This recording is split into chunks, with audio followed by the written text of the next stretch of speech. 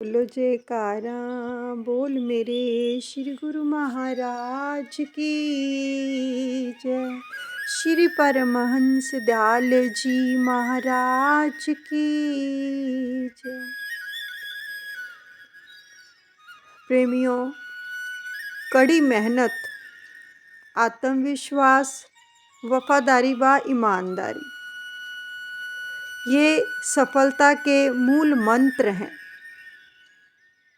यानी हम कोई भी कार्य ईश्वर के आशीर्वाद से करते हैं तो अगर उस कार्य को हम 100% देते हैं, ईमानदारी और वफादारी से करते हैं, तो जो उसका रिज़ल्ट आता है, सफलता मिलती है उस परमात्मा के आशीर्वाद से, तो उस सफलता का जो श्रेय है, जो क्रेडिट है, वो अगर हम अपने इष्ट देव, अपने ईश्वर को प्रेम पूर्वक भाव से समर्पण कर देते हैं कि ईश्वर की ओर से हमें अपॉर्चुनिटी दी है, कि उसने हमें अपॉर्चुनिटी दी है, तो हम संतुष्टता के साथ साथ समृद्धि को भी आकर्षित करते हैं और सुखी संपन्न सप्त सितारा जीवन जीने की ओर अग्रसर होते हैं। इसलिए जो भी कार्य करें अपने ईश्वर को समर्पण कर दें, क्योंकि ये उसकी शक्ति से ही हम सब कर पा रहे हैं। ऐसा भाव मन में रखें कि ईश्वर हमें बल देते हैं, शक्ति प्रदान करते हैं, तभी हम वो कार्य कर सकते हैं। यानी सारा श्रेय ईश्वर को देना चाहिए। और जो भी कार्य करें, मन के अंदर ये भाव रखें कि मालिक तो वो है, मैं तो एक नौकर हूँ, उसका चाकर हूँ, और जो मुझे उसने ये नौकरी दी है, चाहे अपने परिवार के लिए, समाज के लिए, किसी भी कार्य के लिए, उसको सेवा कार्य समझे हम। जैसे कोई भी कर्मचारी कहीं पर भी कार्य करते हैं, तो जो जैसे बैंक मैनेजर के नीचे कितने कर्मचारी होते हैं, या किसी शॉप पर कोई काम करता है, तो जो मालिक होता है सारी जिम्मेदारी तो उसको होती है, लेकिन जो नौकर होता है वो जो दुकान में माल पड़ा होता है ना, किसी भी चीज़ से वो उस चीज़ में आसक्ति नहीं रखता, क्योंकि वो कहता है ये मालिक की है, मेरी नहीं है। वो उसमें आसक्ति नहीं रखता है और ईमानदारी और वफादारी से ग्राहक को अटेंड करता है, और जो पेमेंट लेता है वो मालिक को देता है। और जो नौकर कर्मचारी इस प्रकार से ईमानदारी और वफादारी से काम करता है मालिक का, तो एक दिन मालिक की उसके ऊपर प्रसन्न हो जाता है, क्योंकि वो सब कुछ फिर मालिक के अर्पण कर देता है और दूसरों को भी बोलता है कि मेरे मालिक बहुत अच्छे हैं, आभार व्यक्त करता है उनका। और मालिक का भी, दुकानदार का जो मालिक है या कोई भी है उसका बॉस, तो उसको भी वो थैंक यू बोलता है, धन्यवाद करता है कि आपके कारण आज मेरा परिवार को मैं पाल रहा हूँ, मुझे हर सुख सुविधा मिल रही है, उनका आभार व्यक्त करता है, तो मालिक और भी खुश होता है। ऐसे ही अगर हम दुनिया में रहते हुए जो नौकर मालिक की दुकान में जो चीज़ें पड़ी उनमें आसक्ति नहीं रखता है, तो वो फंसता नहीं है। केवल अपना काम किया और टाइम हुआ तो घर चले, और जब पगार मिली तो उसे अपने परिवार का पालन पोषण किया।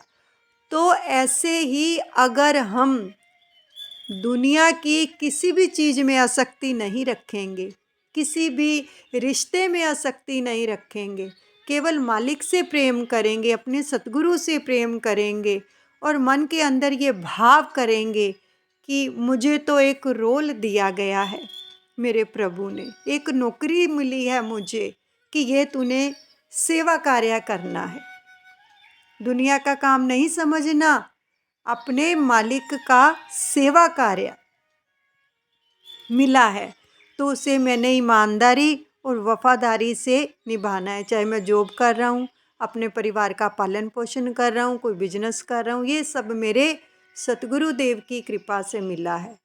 तो ना हम फिर मोह में फंसते हैं, केवल सतगुरु से प्रेम करते हैं और उनका अच्छे से ध्यान रखते हैं। जो कुछ मिलता है हमें, उससे अपने परिवार का अच्छे से पालन पोषण करके कुछ समाज की सेवा में लगाएं, यानी उन बंदों की खिदमत करें जिनको ज़रूरत है उसमें से, और अच्छे कर्म करें और साथ में नाम का जाप करें। कोई भी कार्य कर रहे हैं, साथ में नाम का जाप जरूर करते जाएं कि ये मेरे मालिक की नौकरी है। तो उससे क्या होगा, मालिक प्रसन्न हो जाएंगे। जब हम आसक्ति नहीं रखेंगे किसी भी चीज़ के अंदर, घर के अंदर कितनी चीज़ें होती हैं, किसी चीज़ में आसक्ति मत रखो कि ये मालिक की है, मेरी नहीं है, उसकी दी हुई है, मैंने तो केवल इनको यूज़ करना है, बस आसक्ति नहीं रखनी है। और जो हमें रिश्ते मिले हैं, माता का, पिता का, भाई बहन, पति पत्नी, नंद भाभी, जो भी रिश्ते हैं, उनको भी बड़े प्रेम से निभाएं कि मैं ये प्रभु ने जो मुझे रोल दिया है, इसका मैं अच्छे से रोल अदा कर पाऊँ और सबको मेरी तरफ से सुख मिले। सुख देने की चेष्टा रखें दूसरों को। तो जब हम दूसरों के लिए सुख की चेष्टा करते हैं, ईश्वर से प्रार्थना करते हैं कि इनको भी सुख मिले, तो ईश्वर बहुत प्रसन्न होते हैं। तो फिर आगे आगे हमें और अपॉर्चुनिटी देते हैं हमारे जीवन में आगे बढ़ने के लिए। अपने परिवार को भी उसका स्वरूप समझें कि मैं, ये सब उन्हीं का है, ये घर मेरा नहीं है, उनका आश्रम है, मैं इस आश्रम में सेवा के लिए निर्धारित किया गया है मेरे प्रभु ने मुझे, कि मुझे इनकी सेवा करनी है। जब इस भाव से हम सब कुछ प्रभु के अर्पण कर देते हैं, तो फिर वो ईश्वर किसी चीज़ की कमी नहीं छोड़ता है। फिर हमें आसक्ति भी नहीं रहती है किसी में। जब उनका स्वरूप समझ लेंगे सबको और सेवा करेंगे, और जब रात को सोएं तो फिर क्या करें, जब हम रात को सोते हैं तो अपने इष्ट देव भगवान से, अपने सतगुरु से, ईश्वर से प्रार्थना करें कि प्रभु, मैंने आपके आशीर्वाद से, आपने मेरे शरीर में बैठकर, अपने ही आशीर्वाद से मेरे शरीर में बैठकर जो भी सुबह से लेके अब तक सेवा कार्य करवाया है, वो सब मैं आपके अर्पण करता हूँ।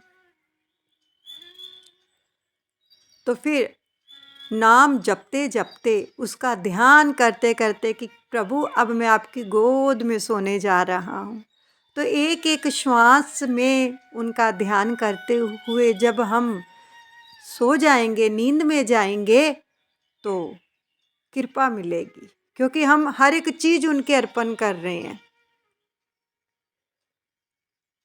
तो क्या पता, कई लोग तो सोए सोए ही नहीं उठते हैं। तो जब हम प्रार्थना करके सोते हैं, सारा कुछ अर्पण करके कि अब मैं आपकी गोद में सोने जा रहा हूँ, अब मेरी संभाल आप करोगे। अगर मेरे श्वास, मेरे प्राण निकल भी जाएं, तो मैं आपकी गोद में हूँ और आप ही मेरे सर्वस्व हैं। नाम जपते जपते जब हम सो जाएंगे, प्रभु की गोद में नींद लेंगे, तो सच में चाहे प्राण भी निकल जाएं, तो फिर हम उसकी गोद में ही रहेंगे। तो ये कितना अच्छा हमें सुंदर अवसर दिया है, लेकिन हर चीज़ को करने का ढंग आना चाहिए।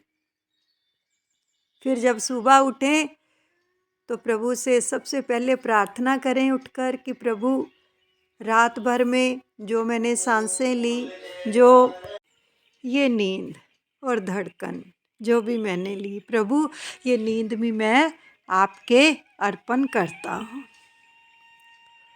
और आज दिन भर मेरे विचार, वाणी, व्यवहार से किसी का भला हो, किसी को सुख दे पाऊँ, मैं किसी के काम आ पाऊँ, संपूर्ण विश्व का कल्याण करना प्रभु, और कम से कम एक माला 21 बार संपूर्ण विश्व के नाम कर दो ऊर्जा। ये सेवा बन जाएगी एक सुबह उठते ही, अपनी वाणी से, अपने विचारों से, अपने व्यवहार से। तो बस फिर दिन भर वही करना है, सेवा कार्य, और रात को फिर प्रभु के समर्पण कर देना। तो इस प्रकार हम जो भी कार्य करें, जब प्रभु के समर्पण कर देंगे तो बहुत कृपा मिलेगी। और जब भोजन ग्रहण करें तो प्रभु से सबसे पहले प्रार्थना करें कि आओ प्रभु भोग लगाओ, और जब ये आपका मैं भोजन प्रसाद पाऊं तो मेरा चित्त नाम से जुड़ जाए। ये संजीवनी मुझे स्वस्थ कर रही है, आपका भोग प्रसाद है जो मैं पूर्ण रूप से स्वस्थ होकर आपका नाम जप रहा हूँ। ऐसी प्रार्थना करें और एक एक ग्रास मुख में डालते हुए नाम जपें। वो स्वस्थ करता है अंदर से नाम, हर कोशिका को, रोम रोम को, और प्रभु से जुड़ते हैं हम। भोजन पाते समय कभी भी बात मत करें। और जो बच्चे अध्ययन करते हैं, स्टडी करते हैं, जिनको लगता है कि वो स्टडी में कुछ नारायण है, तो उनसे भी आप प्रार्थना कीजिए, समझाइए अपने बच्चों को कि जब दिन भर में स्टडी करके आते हैं तो रात को जब वो सोने जाते हैं तो जिसको भी आप मानते हैं, अपने इष्ट देव को, ईश्वर को, ये प्रार्थना करें कि हे ईश्वर, हे मेरे सतगुरु, दिन भर में आपने हमारे शरीर में बैठकर जो भी विद्या का अध्ययन करवाया है, वो सारी विद्या मैं आपके अर्पण करता हूँ। आपका असीम धन्यवाद है। जब बच्चे भी इस प्रकार विद्या को भी प्रभु के समर्पण कर देते हैं, अर्पण कर देते हैं, तो आप देखेंगे कि कितनी कृपा मिलती है, कितनी रहमत बरसती है। सहस्र गुना होके वो चीज़ें हमें वापस मिलती हैं जो हम प्रभु के अर्पण करते हैं, क्योंकि प्रभु कभी भी रखते नहीं हैं, वो वापस देते हैं सहस्र गुना करके। तो इसलिए जो भी सेवा कार्य करें, कोई भी कार्य करें, एक तो सेवा समझ कर करें और दूसरा प्रभु के अर्पण कर दें, बस कि आपकी शक्ति ही मुझे चला रही है, ये आपका ही बल है जो मैं ये सेवा कार्य कर रहा हूँ। तो प्रभु की कृपा, प्रभु की रहमत, वो आनंद, शांति, सुख, समृद्धि से फिर भरपूर कर देते हैं प्रभु। तो इसलिए हमें सब कुछ हर रोज अपने इष्ट देव के अर्पण करना चाहिए और नाम का जाप करना चाहिए, श्वास श्वास में उनसे जुड़ना चाहिए, तो फिर रहमत मिलती है। बोलो जयकारा बोल मेरे श्री गुरु महाराज की जय। श्री परमहंस दयाल जी भगवान की जय।